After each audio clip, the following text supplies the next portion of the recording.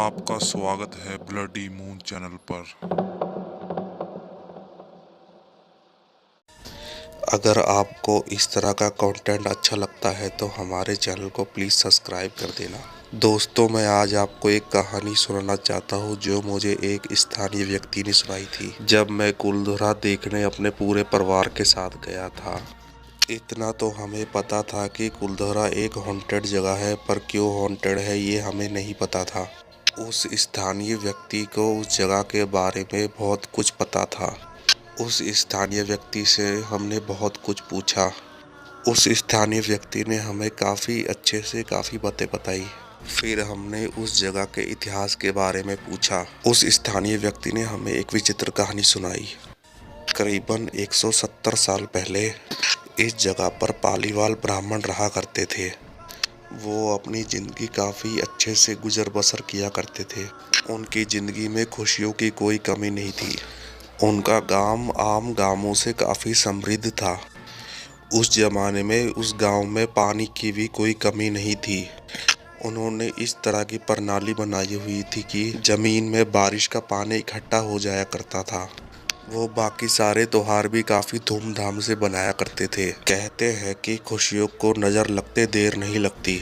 जिस राज्य में ये गांव पड़ा करता था, उस राज्य के राजा का एक मुंशी कुलधरा में अपने सैनिकों के साथ घूमने आया।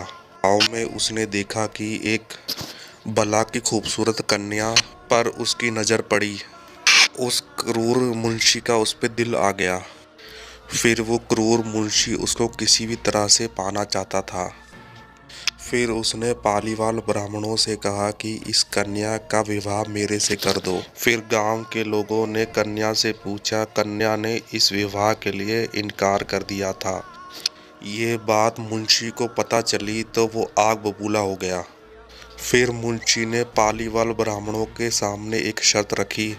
अगर मेरा विवाह इस कन्या से नहीं होने दोगे तो कल मैं अपनी सेना लेके आऊँगा। जो भी मेरे सामने आएगा मैं उसे मार दूँगा और मैं इस कन्या को उठा ले जाऊँगा। ये बात पालीवाल ब्राह्मणों को पता चली। पालीवाल ब्राह्मणों ने एक सभा बुलाई।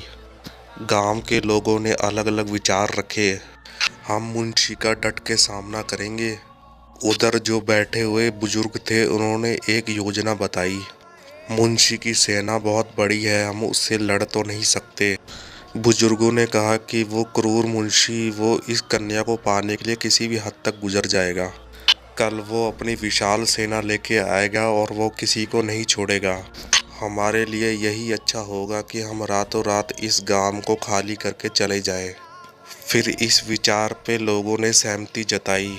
फिर उन्होंने कहा कि जो भी कीमती सामान है वो अपने साथ ले लो, जो नहीं है उसको छोड़ जाओ। फिर गांव के लोगों ने ऐसा ही किया। बर्तन और कपड़े वो उधर ही छोड़ गए और जो भी कीमती सामान था जैसे कि सोना चांदी वो अपने साथ ले गए।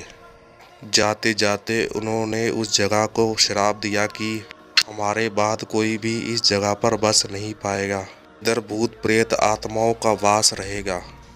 कहा जाता है कि जिस इंसान ने भी इस जगह पर रहने की कोशिश की वो कभी भी इस जगह पर ज़्यादा दिनों तक रह नहीं पाया। अगर आपको हमारी कहानी अच्छी लगी हो तो हमारे चैनल को सब्सक्राइब कर देना और बेल आइकन ज़रूर दबा देना।